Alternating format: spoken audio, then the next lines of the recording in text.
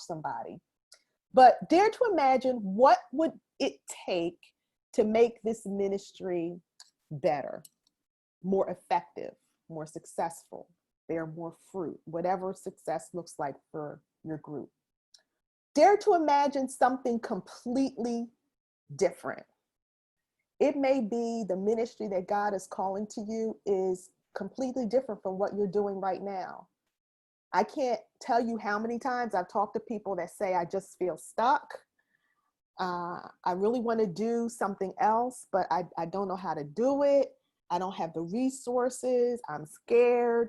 And some of those things we're going to deal with over these next 2 sessions. But just think of it might be something completely different you're called to.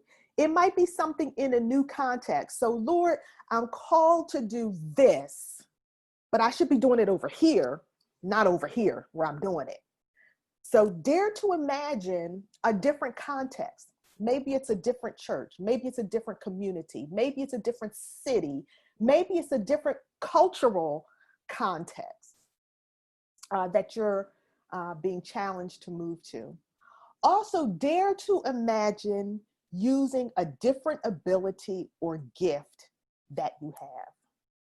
Do you have any abilities, any skills, any areas of knowledge and expertise that you feel like are just laying dormant, but you would love to actualize in a ministry context? What is that? What is it? Sometimes we have gifts that we are not exercising intentionally. Maybe you're gifted in music and God is telling you, you just need to take a break from that right now. So sometimes we do intentionally not use our abilities, but maybe it's something that you can do that for some reason you're not doing it. So I want you to imagine, dare to imagine doing those things. So I want you to write down.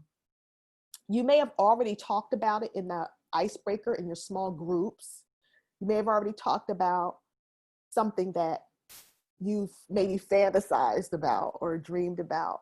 Maybe it was a flight of fancy. You never gave it serious consideration. But now I'm asking you to think about, what is something you really would like to see be different, ministry-wise? Write it down. Allow yourself to imagine the ministry that God gave you in your head, that's in your ideas, actually happening. All right? You're going to dare to imagine. Ephesians 3, verses 20 to 21 say this. It says, now to him who is able to do exceedingly abundantly above all that we ask or think, you know the scripture, according to the power that works in us, to him, God, be glory in the church by Christ Jesus to all generations, forever and ever. Amen. And I share that to say, whatever it is you thought of, whatever it is you shared, you discussed, you dreamt, you imagined, you envisioned that could happen if money were no object, God is saying he can do exceedingly abundantly all that you can think of. So even as you conceive of something, know that God is able to conceive of something even greater than that you may not even be anticipating could be a thing. Because God is big, and we can dare to imagine big things, new things, better things. And we have a God that is able to help us to get to that space. Any comments, anything anyone would like to share?